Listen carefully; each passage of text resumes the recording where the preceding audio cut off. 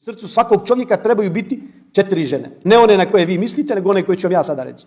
Prva je majka. U njenom zadovoljstvu je zadovoljstvo Allaha. U njenoj srdžbi je srdžba Allaha. Pod njenim nogama je džennet. Druga je supruga. Hajrli žena. Lijepo ophođenje prema njoj je oporuka Allahovog poslanika sallallahu ta'ala alaihi wa sallam. Kada je rekao lijepo se ophodite prema svojim ženama. Najbolji od vas je onaj koji je najbolji prema svojoj familiji, a najbliža ti je žena. Treće, jeste sestra. Onaj ko čuva sestru, ko pazi sestru i pomaže sestru, neka zna da je u tome beričet. I također s pravom je rečeno, nikada osjećaj brata prema sestri ne može biti kao osjećaj sestre prema bratu. To je jedna specijalna veza. I onaj ko nema sestru to ne može nikada osjetiti. A onaj ko ima zna šta to znači. Četvrto jeste ćerka.